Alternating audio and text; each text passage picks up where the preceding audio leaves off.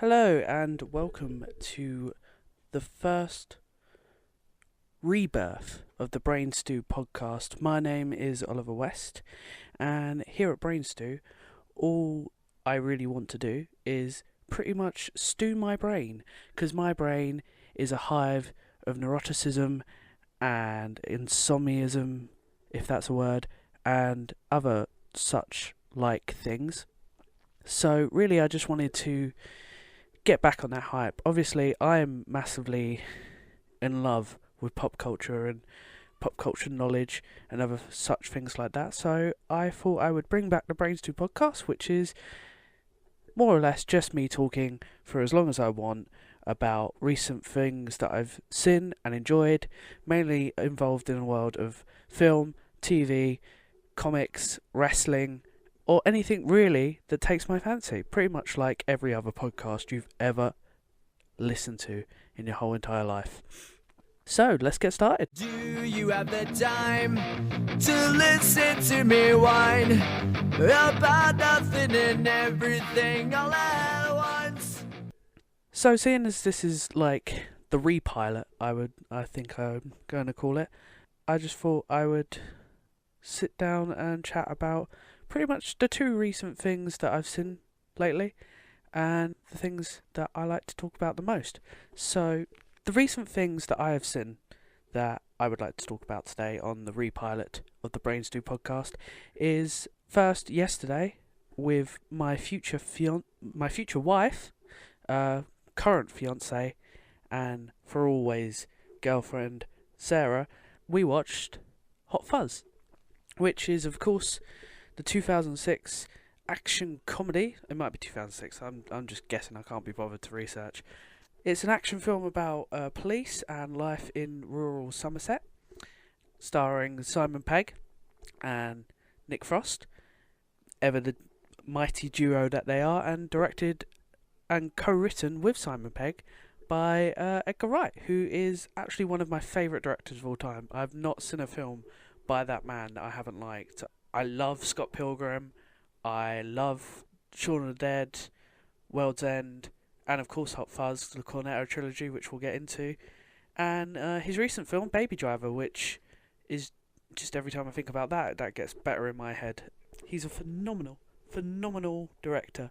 But yeah, so we came about watching it because I realised last week that my future wife, if I can call her that now, hadn't seen Hot Fuzz. She was a big fan of Shaun of the Dead, so I can kind of forgive her for that.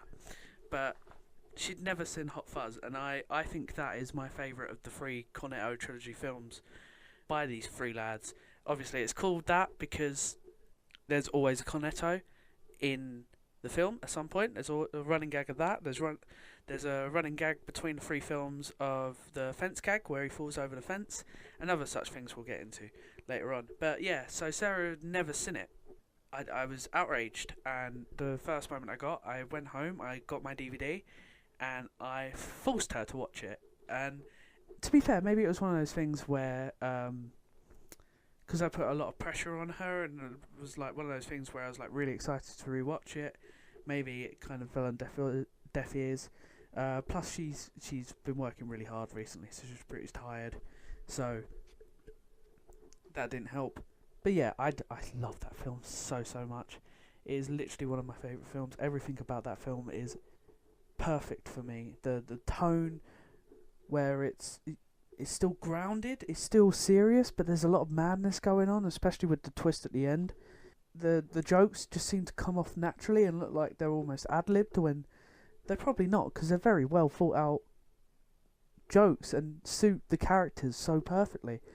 Everything, which is obviously a mark of an Edgar Wright film, everything that is said is brought back and comes back in a way. Nothing is said without it being important. There's no throwaway lines in this film, apart from a few jokes, obviously.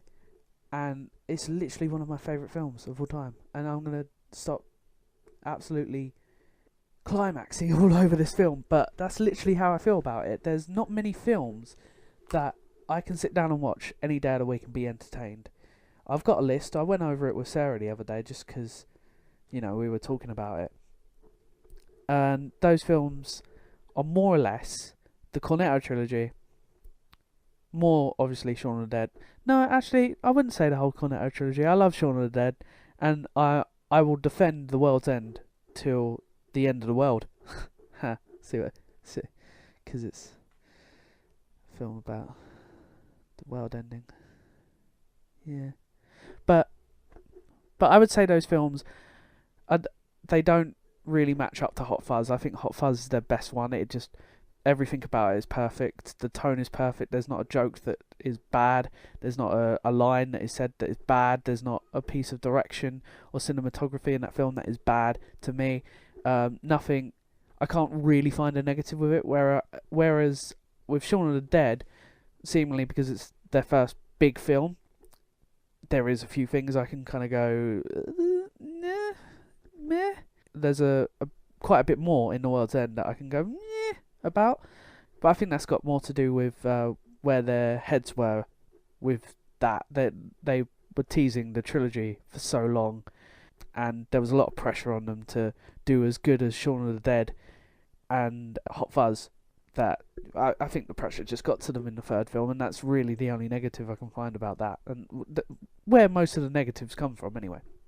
So I wouldn't put the whole Cornetto trilogy in my top 5, but films I could just put on at any time would probably be Forgetting Sarah Marshall, because it's, I don't know, it's shaped a lot of my life, and I really, all the people in that film I am in love with, like Russell Brand.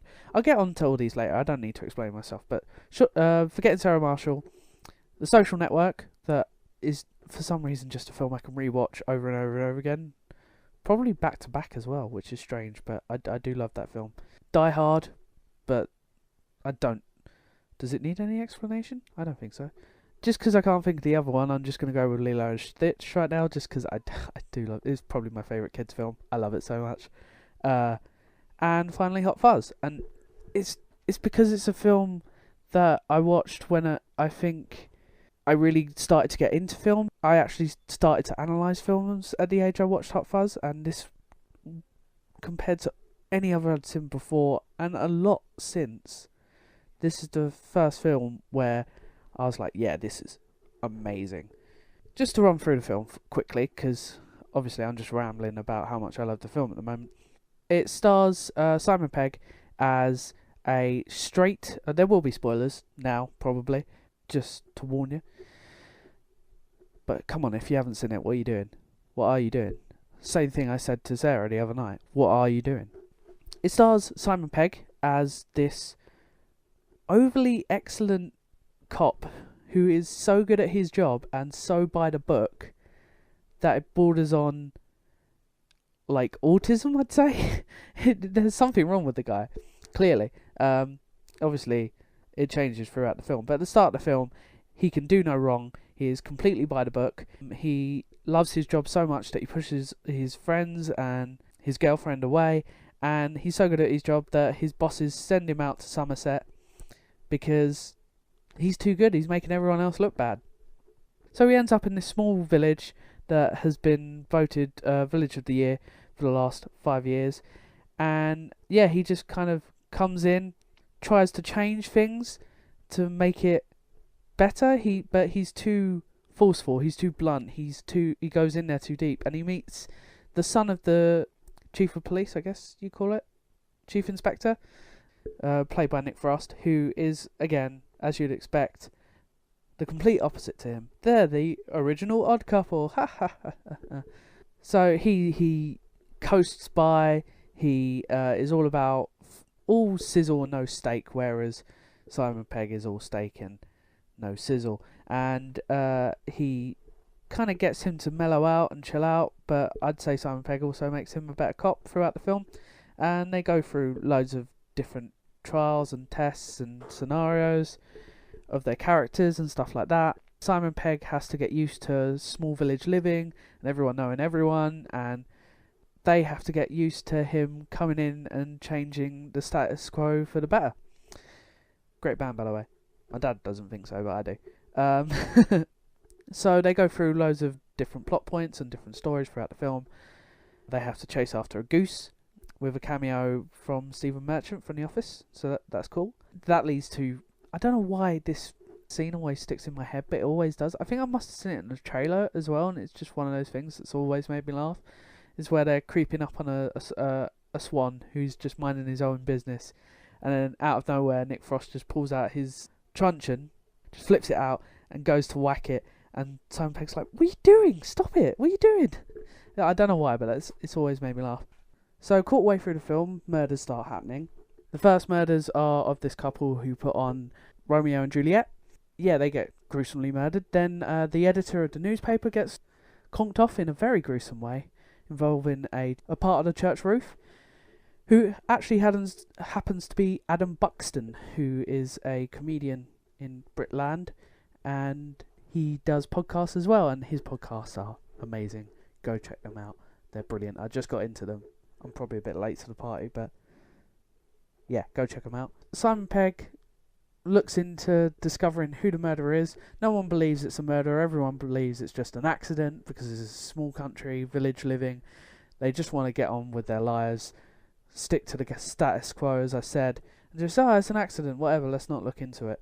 Whereas Simon Pegg is like, no, this is murders, we got to do something about it. And Nick Frost believes him because he just wants to live in an action film, and he's just the sweetest fellow, I swear to God, in this film. He's so adorable. And you wouldn't think of that as Nick Frost, to be honest. Most of the characters he plays are kind of the idiot, kind of Jack the Lad kind of dude, like in Shaun of the Dead. And I think that's one thing I admire about this film as well, is that Simon Pegg and Nick Frost are playing characters you wouldn't expect of them. You think of them as both just chilled out, relaxed nerds. Nick Frost is like the cool dude that everyone likes, and Simon Pegg as like the really dorky, nerdy kid. But in this, Simon Pegg is like the hardline, straight-faced action hero, and Nick Frost is like the most lovable, adorable sidekick that you ever did see. So yeah, they go on to try and figure out who's done this, what's happened. We think it's a conspiracy with Timothy Dalton, who used to be a former Bond, who owns a supermarket in this film. But it turns out he has a alibi, and then suddenly his cousin gets murdered, who is a florist, and a very good florist at that. And the whole time you're wondering what's going on. There's so many lines that I could go into, but off the top of my head I can't think of any, because there's just too many to choose from to point out funny moments. So many good cameos. I mean, it's very character-based as well, I feel, throughout the film. So all the cast of characters that you have around them. You have the two Andys, who are detectives, who just don't detect and are very lazy and just there to insult Simon Pegg and Nick Frost. And they're just confrontational and just a laugh every minute they're on screen. You have the inspector, the guy just below the chief of police, who, whatever the ilk of that, if that was a sentence, I don't know, who is no good at his job and just turns to Simon Pegg about what they should do. In the end, he comes around, which is a great moment in himself. The newspaper guy Adam Buxton plays, who gets murdered, he's a very bad journalist, but has some really funny lines. You have Timothy Dalton, who's just playing a sinister, evil man. Everyone has something to do, and everyone has a part to play in this film, and I really like it. You have the lady cop who just makes sexual innuendos all the time about herself, which at the time was quite nice to see. When, I mean, not all the time, but most action films would have the only lady in the film as the love interest / something to look at, and whereas this film has the lady making the sexual references herself and has no romantic interest throughout the whole film, and is completely the opposite to that, to be honest. And she has some great moments. You also have the Hound in this film, who plays Timothy Dalton's Lurch-like character, whose literally only lines throughout the whole films are "yarp, yarp," and that's literally all he says. Which is funny to look back on now, him playing like a mentally disabled character who can only say one word when he becomes in Game of Thrones like one of the biggest badasses out there. So yeah, they're going through this, they're trying to prove that it was murders, and in the end, the big twist is revealed. There is actually the whole village, the whole neighbourhood watch. They're just killing off fools because they did something wrong, which I think is just one of the funniest twists ever. Oh no, it was never this underlying problem that we set up of people wanting land and keeping big businesses out of this small village, and this really elaborate and interesting subplot that we've built for you. No, it's just that this neighbourhood watch wants to be voted Village of the Year, so they're killing living statues and yobs and anyone who gets in their way, which I just think is hilarious. And obviously then you have the classic scene of doing everything for the greater good, which is just a quotable line, and I will always quote. And then you have the massive action scene where he comes back into town, Nick Frost by his side, and it literally turns into a 30-minute action film out of nowhere. Everyone gets shot, gets injured. No one dies, which I think is a really big point in the film. Most action films would just have gunfire everywhere, people dying, heads exploding, all this madness. Whereas this film, if you watch carefully in the final action film, no one dies, and he finds a way to not kill any of them, and you see that in the police lineup in the end. Yeah, and it's just this glorious action scene that just keeps going and going and going, get better and better and better. Timothy Dalton dies in the best way with, gets caught in the best way by getting the church roof through his throat and up through his mouth and going, "Oh, this really hurts," which always makes me giggle. Sarah didn't overly like the gore at that point. She was kind of done with it at that point, but I was like, yes, this is amazing. This is how it should be done. And obviously, which I forgot to mention, the head of the NWA, killing everyone. Fuck the NRA, that's something else.